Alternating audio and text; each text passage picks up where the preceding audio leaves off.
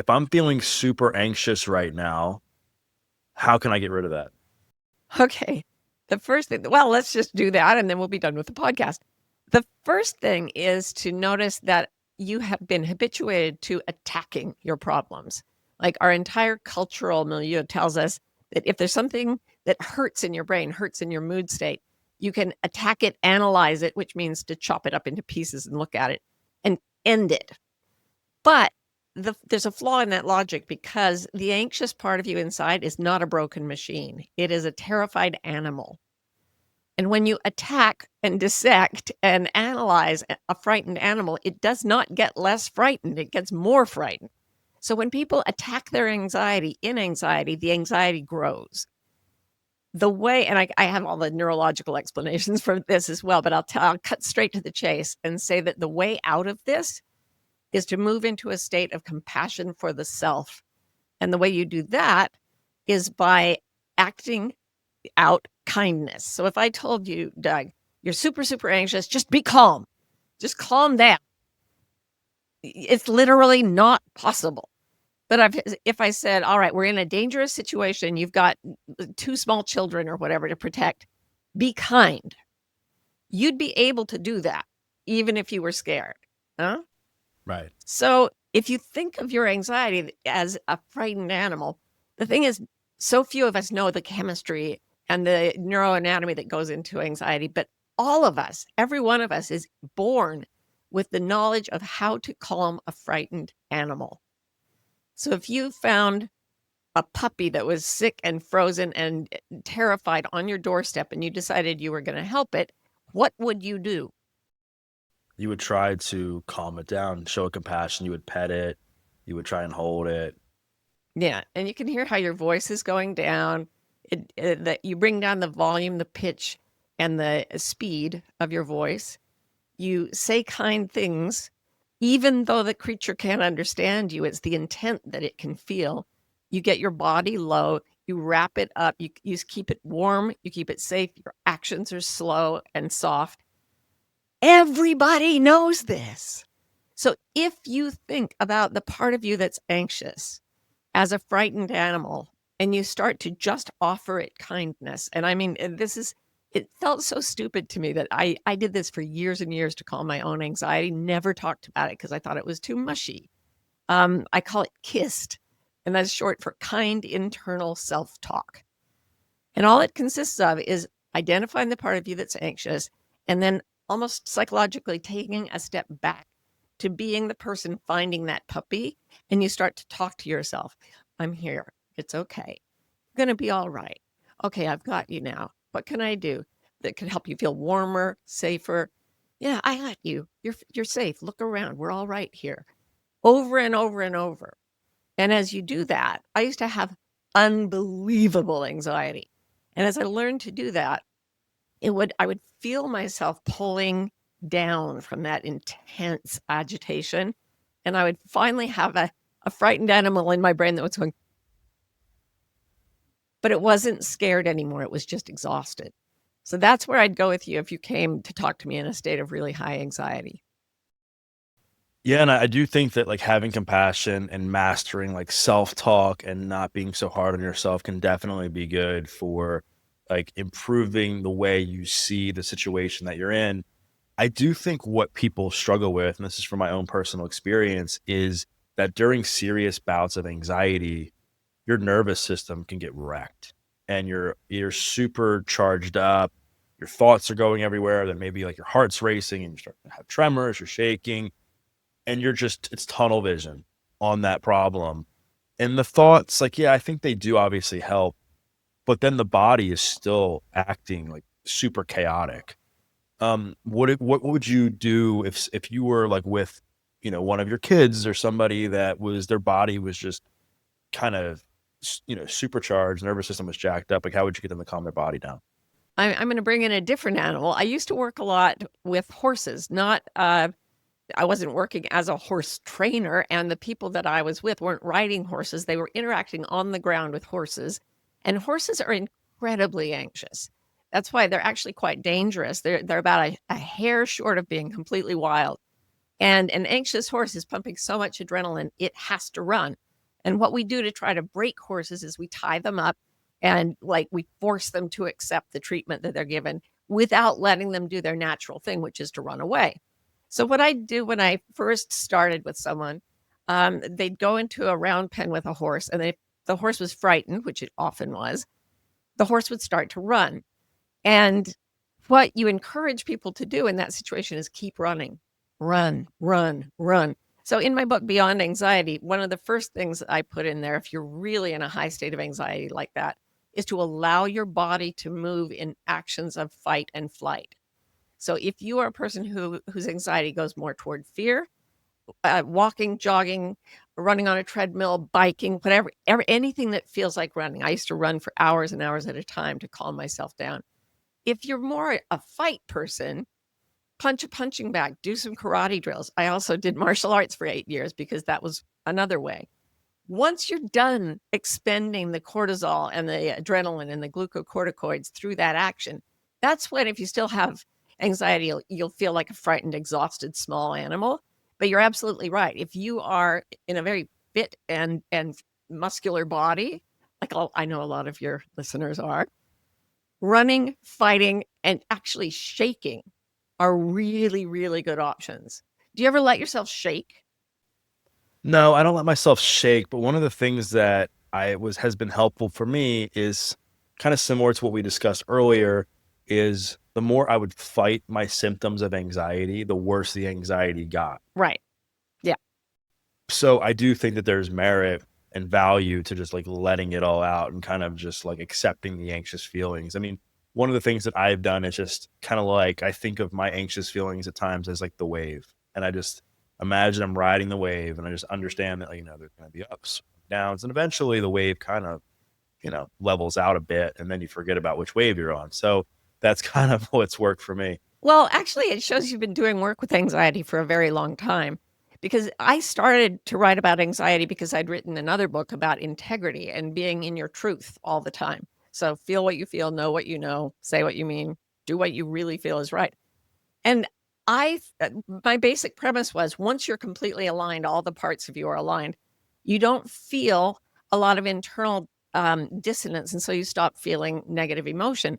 And people came to me and said, I've done this integrity thing. I'm in total alignment, but I'm always scared. And I was like, oh, I missed that one. And the reason was I'd been meditating for 30 years.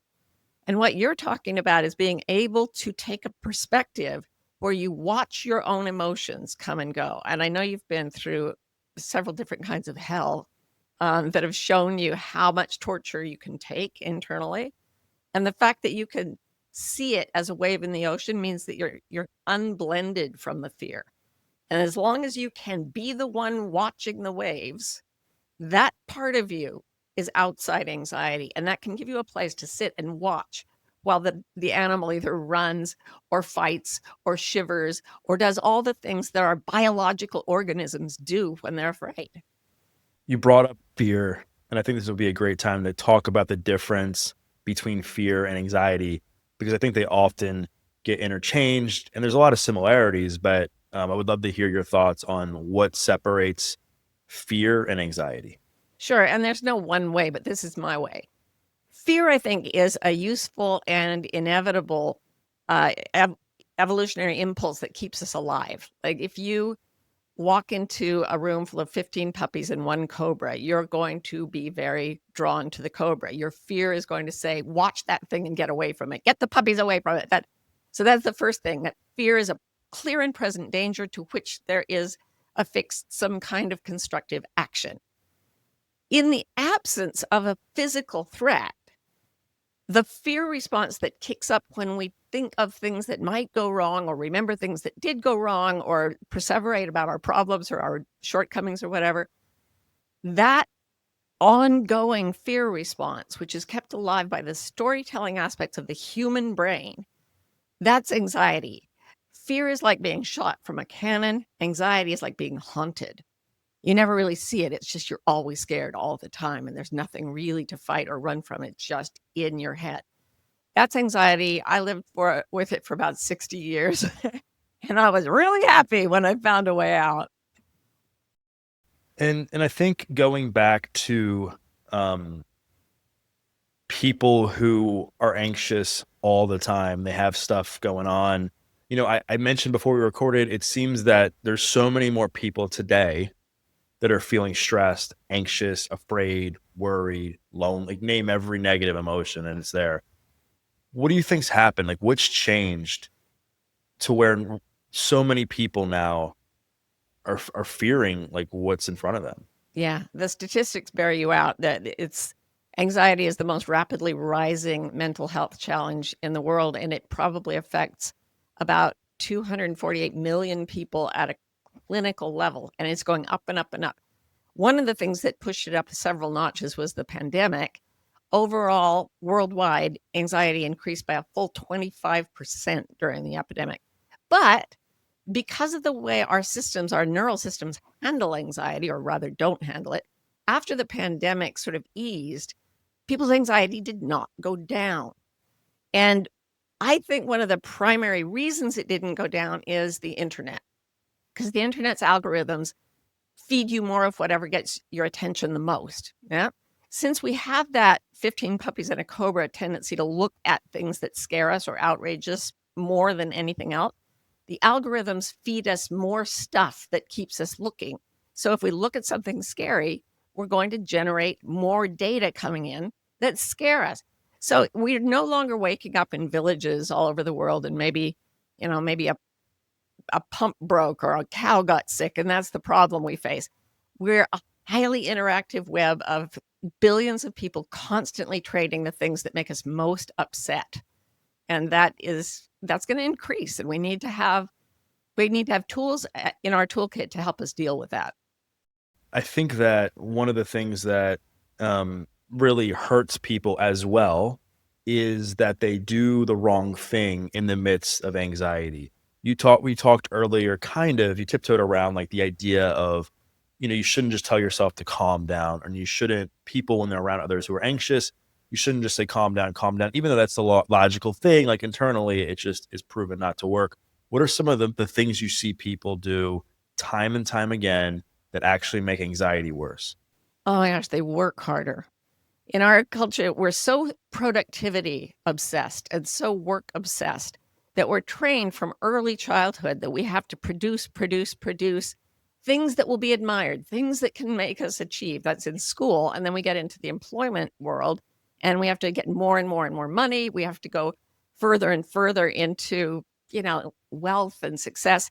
Jeff Bezos, who founded Amazon, one of the richest men in the world, says in his corporate reports that he tells all Amazon employees that they should wake up terrified and that they should stay terrified all day because that's how you get ahead. That's how you stay ahead. So here's a guy, he's talking to thousands and thousands of people who are barely making it on their salaries. And he's telling them that they should live in fear all day, every day to produce more wealth so that the richest man in the world can get richer. And nobody questions that cultural logic. It's just so they work and they work and they work. That's what I see. Mothers work harder at mothering. People, soldiers work harder at soldiering. You probably work harder at podcasting. And overwork and burnout are symptoms that come from that, and it actually increases anxiety.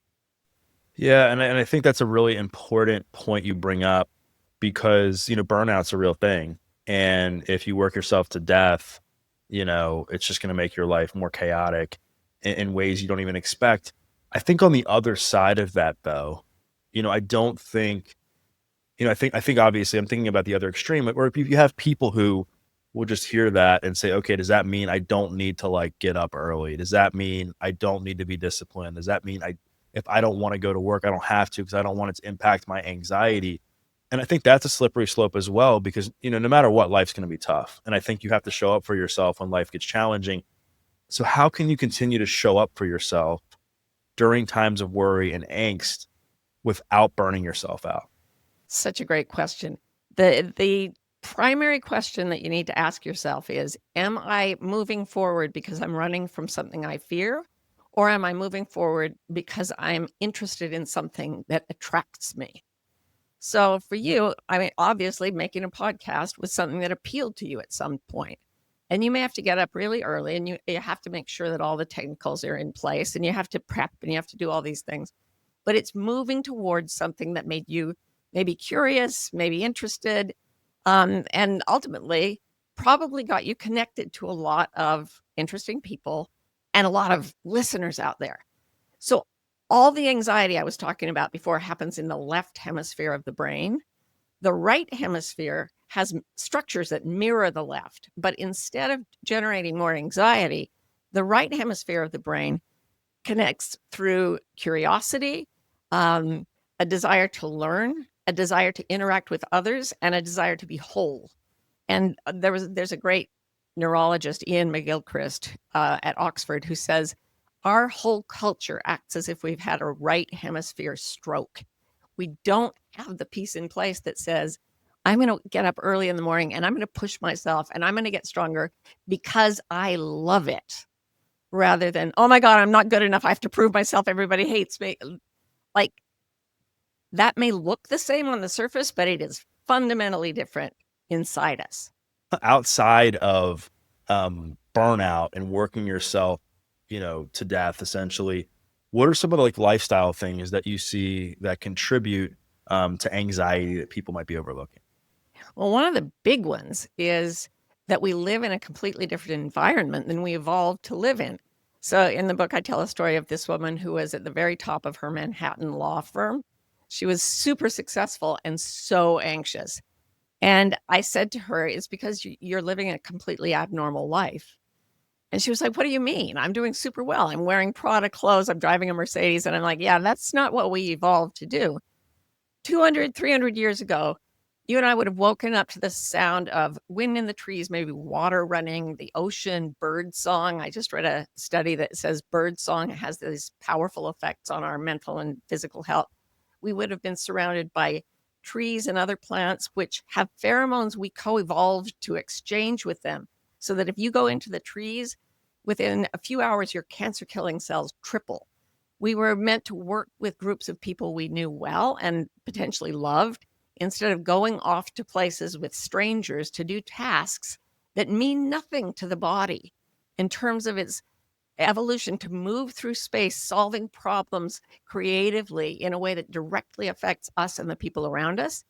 We are living in such an artificial environment, and it's hell on our nervous systems. One of the things that I wanted to get into as well is talking about like the element or the importance of like curiosity when you're faced with anxiety. You talk about Judson Brewer in the book. Dr. Brewer's been on the podcast. Love his work. Talk about how being curious about your anxiety outside of compassion can really be instrumental.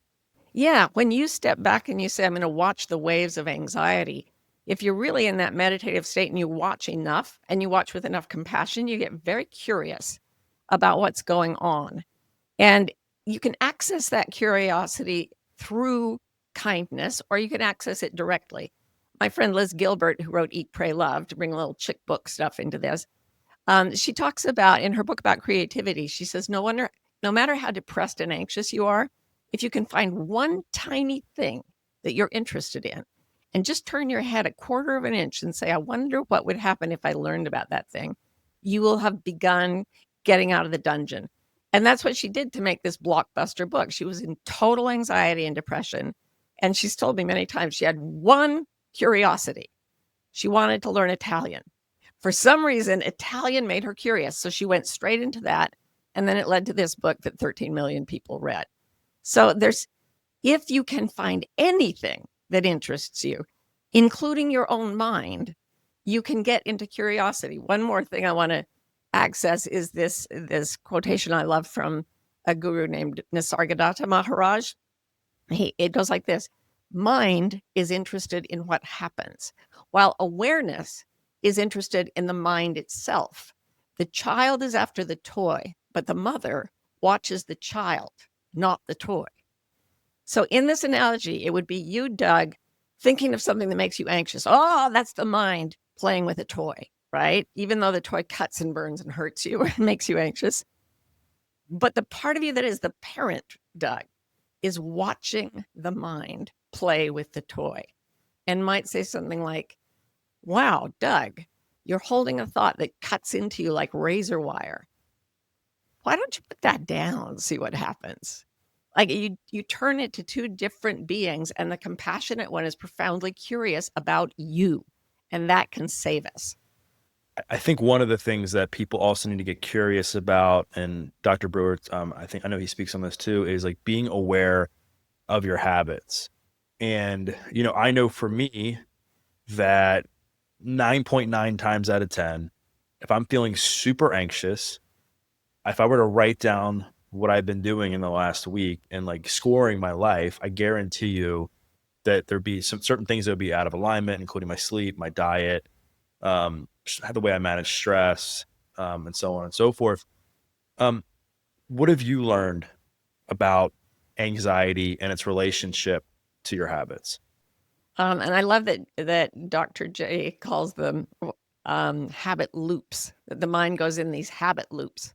It was something like that. Yeah, I call it the anxiety spiral in my book. But every psychologist or neurologist who looks at anxiety finds this circular pattern of spinning. And the way to break a circular pattern of spinning, imagine you're spinning a top. You just break it. You break in with something, a force from a different direction. So there's a top spinning on a table, and I could, you probably don't need to hear all the different bits of the neurology of what makes things go circular in your brain, but just imagine it's a spinning top. And then what force could you bring from a different direction that would bump into it and push it out of its trajectory? You could do something like go somewhere you have never gone before. I get tremendous travel anxiety before I travel because I get anxious about everything, right?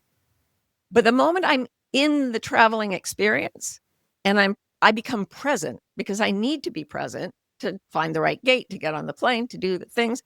Presence is the ultimate alternative force. It's the immovable object that your anxiety can run into. If you are fully present in your body in any given moment, you might still have fear if there's danger involved, but you will not feel that haunt of anxiety.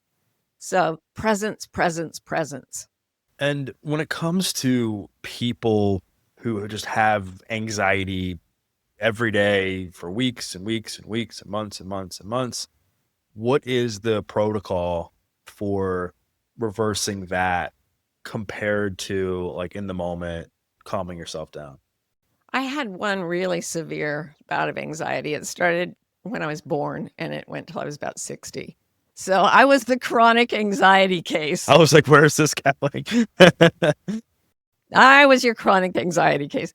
And a lot of it comes from that. I mean, you can outmaneuver your anxiety because you are able to think about your own brain in terms of its neuroplasticity. I remember reading a psychology book when I was about 13, and it said by the age of 5, the brain is completely wired up and there's no change. There's just die off after that. And I was like, I am so screwed. I'm 13 and I'm already a mess and it's never going to change. And then finally, they came up with the idea, oh, oops, we forgot to tell you this, that we'd never observed this. Now we know that the brain is malleable. And what fires together wires together. The more you think certain thoughts, the stronger the wiring is that enables you to rethink the same thoughts, especially if you do it with a lot of emotion. Logic is actually not as powerful as emotion in wiring up the brain. If you're able to say, as I did, okay, my brain is plastic, I will find a way to rewire it. And you can go out looking. I found that every tradition I could find that talked about reducing anxiety had some form of presence and meditation, mindfulness and equanimity, whatever they called it. Different systems talked about coming out of anxiety. And it was always with stillness and presence. And then I read other work on things like trauma recovery, and I realized that movement, like running or shaking or fighting, that would work too.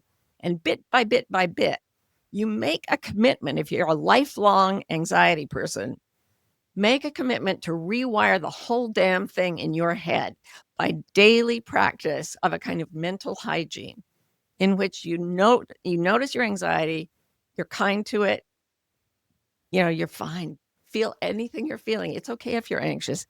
And now I'm going to do something completely different. Now I'm going to go punch a punching bag and go for a run and look and be present with birdsong. And we're going to get out of this thing. And by repeating that, because remember, you've been repeating your anxiety thoughts over and over and over to wire up your brain to be anxious. So a daily practice of coming out of that and rewiring into calm is, it's the least I think we can ask of ourselves. And do you think that it's possible for people to completely get rid of anxiety? Yeah, I do. I don't think it's possible to get completely rid of fear because that would be really unhealthy. But I've known people who I think are completely free of anxiety. But let me say this, they still did their daily maintenance. So I don't know if you've ever met Byron Katie or have had her on the show. If you could introduce me, that would be amazing. I would love her. She's a fascinating person, and she was terribly anxious and depressed until she was 43. And then she had an abrupt awakening experience. And since then, now she's in her 80s. And she says she's never been out of a joyful state. And I have spent a lot of time with her, and I really believe she walks the talk.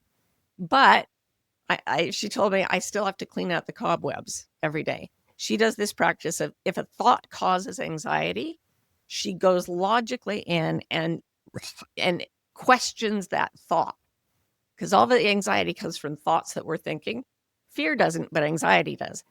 And her methodology is to go to that thought and say, is it true? Can I be absolutely logically certain that the thought making me anxious is true?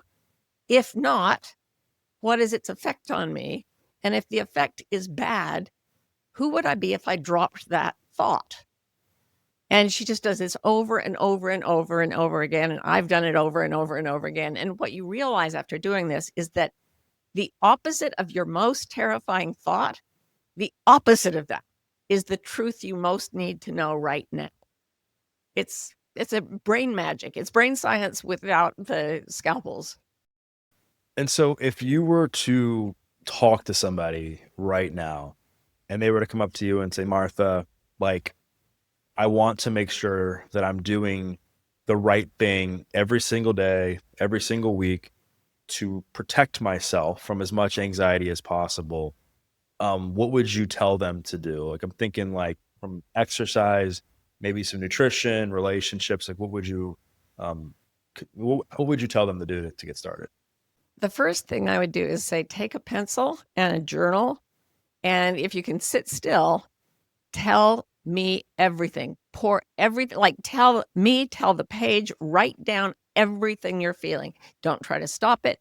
Don't try to calm down. Don't try to do anything. This is based on a whole body of work by James Pennebaker, who was a graduate student. And he thought, I'm going to see if journaling about a stressful experience helps people. So he had all these students write down, but some of them just wrote down what they did over summer vacation, and some of them wrote about a traumatic experience or an anxiety they were having. In the immediate aftermath, the ones who wrote about their anxiety seemed more upset. But 6 weeks later, their mood was statistically much higher than the people who just wrote about summer vacation. And it sustained for a long period of time. So James Pennebaker gave his entire career to studying this. And this is actually what saved me when I was a 17-year-old terrified person at Harvard, running 100 miles a week and studying all night 3 times a week. I mean, I was a picture perfect of anxiety, but I had a notebook and I had a pencil and I wrote it all down. And as I wrote it, I gained the perspective to be the person who could then say, let's fix your nutrition. Let's fix your sleep patterns. Let's do the right amount of exercise in the right way. Let's create the right relationships for you. Let's go to therapy. There's a good idea. That really helped. If necessary, get medication. Like from that place, when you get to being the one who is watching the waves, you can change everything about your life and create a life that is generative of creativity and joy and never anxiety.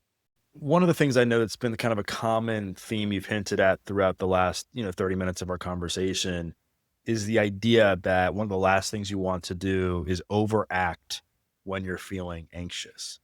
Yes.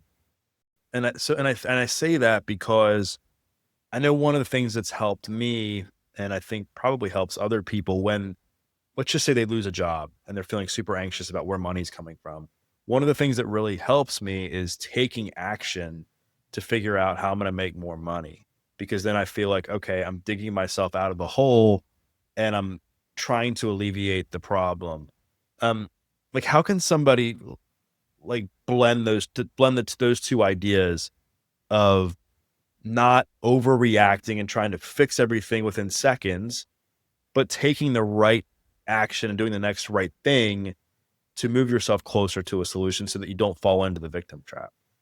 And the reason I say don't take action when you're anxious is that, I mean, if you had fallen off a building and all your bones were broken and your organs were damaged, and a team of surgeons was there to face a really difficult problem, would you want them making their decisions out of panic and anxiety or out of calm, curious creativity? Obviously, the latter.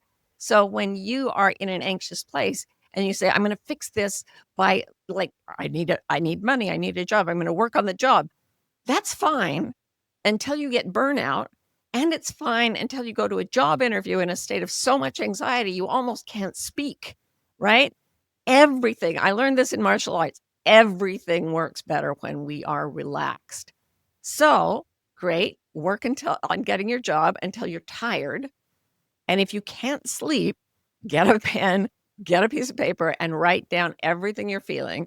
Because that, for some reason, it's you can't do it with a computer. It has to do with the action of your hand and the way you're using your mind to move your body. If you can come back into the zone where you've got a little bit of compassion, you've got a little bit of distance, then you can say, a good night's sleep is what I need right now. Tomorrow morning, I'm going to get started on this. And I'm going to move not away from things that I fear, but toward things that interest me. And my job search is not going to be based on running away. It is going to be based on reaching toward. And that, again, it's a qualitative shift, and it can look the same from the outside, but the actual situation that comes out of it is totally different. This episode is brought to you by Live On Labs. If you are someone who is constantly stressed, feeling depleted, and exhausted, I have some exciting news. My friends at Live On Labs have an incredible deal I can offer you.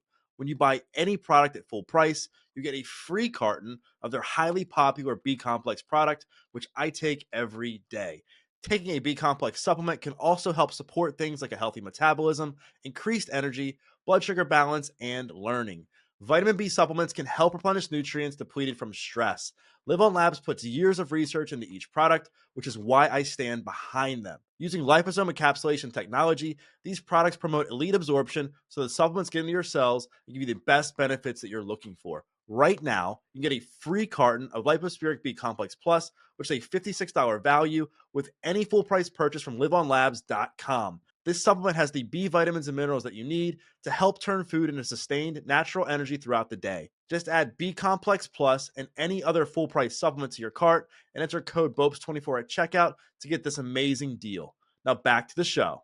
One of the things that I know wreaks havoc on anxiety, stress is sleep, lack of sleep, sleep deprivation. And I think that it's such a double-edged sword too, because I think people tend to get more anxious at night. You know, typically they're by themselves or they're just kind of alone more with their thoughts. How can people get better at navigating anxiety specifically at night? Oh my gosh, I had such horrific anxiety for our insomnia-based anxiety for so long.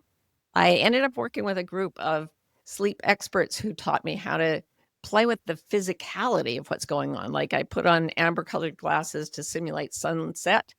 About 2 hours before I go to sleep, I shine a bright light in my eyes immediately, one of those happy lights. Has to be on and near my face first thing in the morning.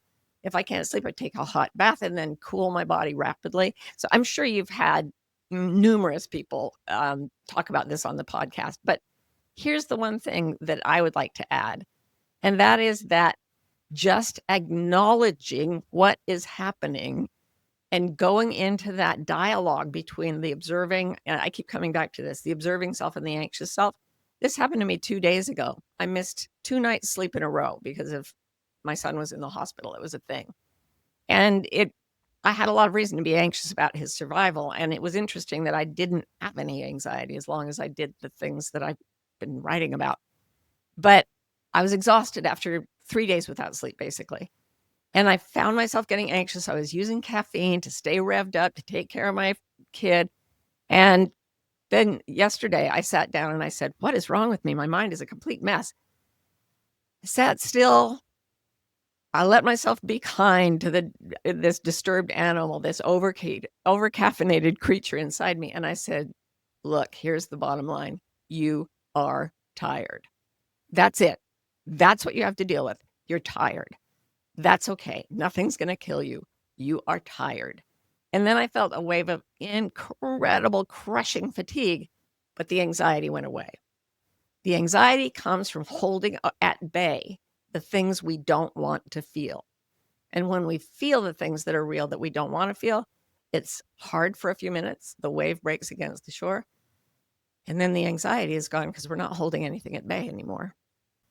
I think what also happens is that people get so disconnected from themselves and they're not even aware that they have anxiety because that's just become their new normal is just being anxious all the time. And they only really find out when somebody else might notice it within them, or maybe something in life happens and eventually they end up just becoming so overwhelmed that it shows more.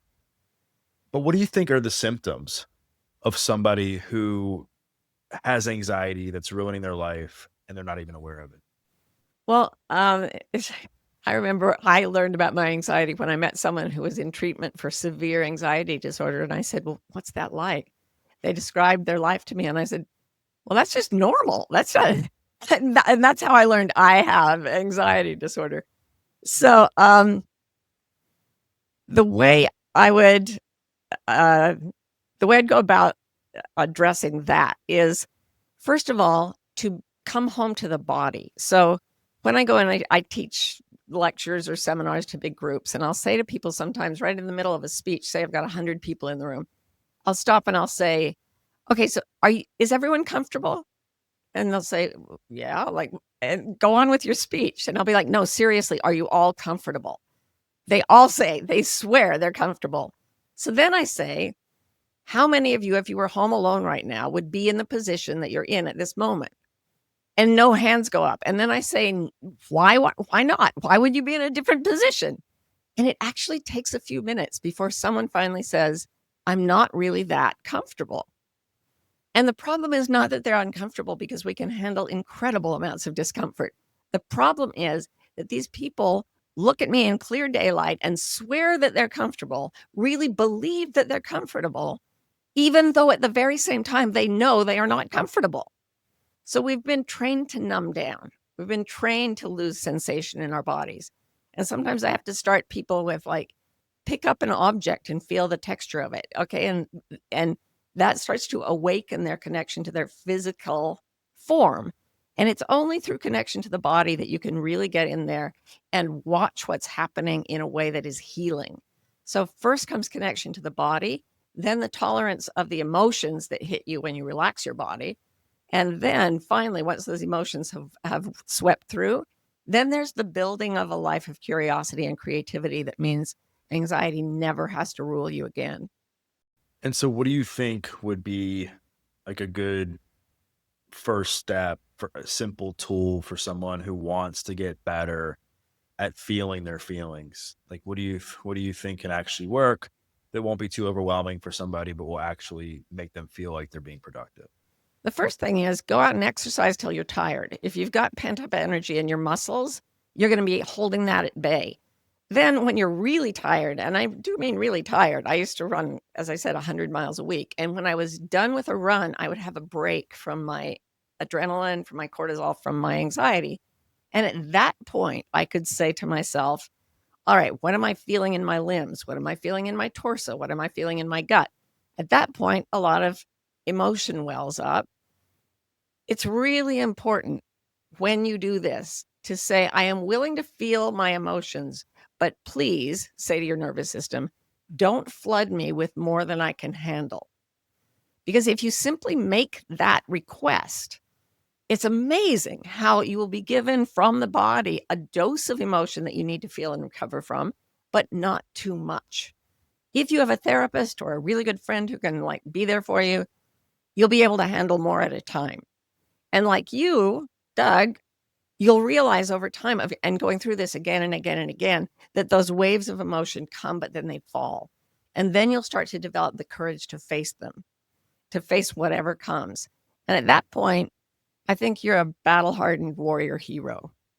Yeah, and I think one of the things that can help people is by finding meaning in this. I know you talk about meaning, and given the nature of the show, how can people like use their anxiety and their feelings to find meaning and like help guide them toward their life purpose? That's such an interesting question to come from you because you're a perfect example of somebody who's done that. When you get, as I said a little while ago, when you really look at your anxiety and you find out what it's telling you, it will actually come up with thoughts and stories. Things like, someday I'm going to die. I'm going to lose everyone I love. Nobody will ever love me. I'll never have a partner. I'll never have enough money. There are all these stories that come up. And the opposite of your most frightening story is always the way forward into the next step in your life. Now I've forgotten what the question was. Could you repeat it, please? Well, I was just saying, talking about how can you use your anxiety and stuff to find meaning and purpose. So once you have found out the opposite of your worst fear, for example, it would be no one will ever love me. The opposite of that is everyone will always love me. If you can sit with that weird sounding idea in your mind, you will start to feel a calming in your body, which I call your sense of truth. The body hates to lie. And that's why polygraph machines work. If you say something that's not true for you, your muscles tense, and that increases pain and anxiety. So if you find the thing that is the opposite of your worst thought, and you heal from that worst thought, if you can really come to be a person who believes not no one will ever love me, but everyone will always love me, you are then sitting in a place where millions and millions of people need to go. And we were talking before the recording a little, you've been through hell 1,000 ways. And now you're doing a show that tells people how to heal themselves 1,000 ways. So you've used your own struggle as a sort of trampoline that springboards you into a life of purpose and mission. And that probably feels pretty good to you. I mean, you've done a lot of people a lot of good. How does that affect you? I mean, it makes me feel so good. You know what I mean? Like it helps me come to peace with my past. It helps me come to peace with my past, and it just allows me to really like know that a lot of what I've gone through was meant for me to go through to not only help myself but to help other people and pay it forward. And there's nothing I love more than having conversations with people like yourself and others where I can pay it forward and try to be a vessel to like pass along, some of these great messages that I've learned that I'm learning so that people can better themselves in whatever way they want. Oh my gosh, while you're talking, I'm feeling this physical like buzz of warmth and kind of electricity. And that's what happens to me whenever I'm working with someone and they start to tell the absolute truth. And I'm kind of a junkie for that truth. I mean, we were talking before about why opioids are so powerful because they give you euphoria and stop pain at the same time. Um, I used to work with heroin addicts on the streets in Phoenix, Arizona. And I was different from the other people who worked there because I believed that the heroin addicts were meant to feel the way heroin made them feel, but without taking heroin. And I believed that because I'd had a near-death experience. And in that near-death experience, I had the full thing, the euphoria, the end of pain, the incredible joy, the reassurance. And let me tell you, when you come out of one of those things, I think they're not very common because they're wonderful. They take away your fear of death. They make you feel like there's meaning in everything, but you have to struggle really hard to go on being human after you've sort of been outside of the stress, the fear, the pain. So not everybody has to believe that that's true. It may be just that it triggered something in my brain and it gave me that feeling. But I came out of that experience knowing that I could re-sculpt my brain to do that all the time. Opioids do it artificially and then they can never quite give it back. But if you set out just to alleviate your anxiety and you go far enough toward this search for meaning and purpose and curiosity and all that stuff, you will end up at what I call transcendence, which is a place where you feel the way, I don't know, I've never had opioids, but the way it's described you end up feeling that almost all the time. And that becomes your life purpose. That becomes your path. Um, is there anything else that we haven't covered regarding like anxiety, fear, stress that you think would be useful for the audience to better understand their relationship with anxiety and how they can heal from it? Yeah, I think, I speak to audiences mainly of women usually.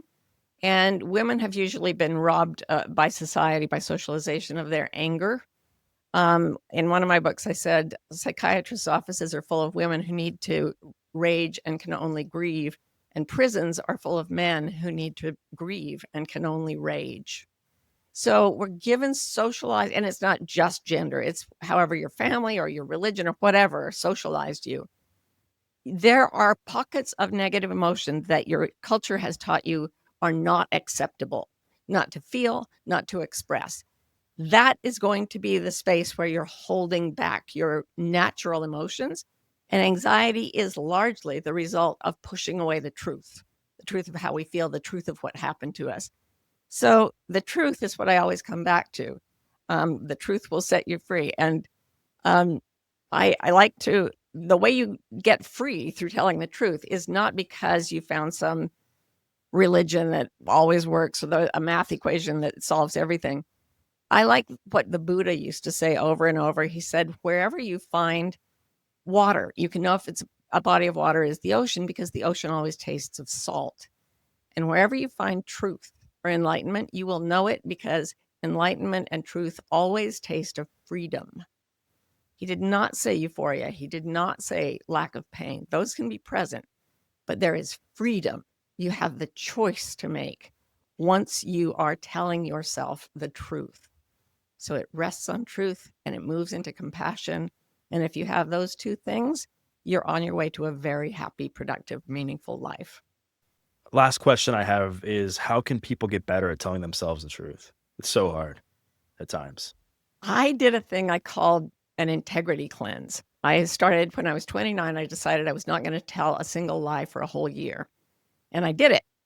And I do not recommend it. It was amazing. It set me free in so many ways. But I also walked away from my religion of origin. That meant leaving my family of origin. Realized I was gay, left my marriage, left my home, realized I didn't want to be a professor, left academia, left pretty much everything that wasn't working for me. Now I tell people every single day, sit down, see where you're stressed, find the truth that you don't want to tell, write it down, and make what I call a 1-degree change toward living your true life. And that's like if you were in an airplane and every half hour you moved it 1 degree north, you wouldn't even know it's turning, but you'd end up in a totally different place. So every day make a 1-degree turn toward your truth, and you will find the end of anxiety, your meaning, and your purpose. Dr. Martha Beck, thank you so much for coming on the podcast. I think my audience is going to really love this conversation. Well, I have loved it, and I'm so thrilled to meet you. I've admired you for years. Thank you so much.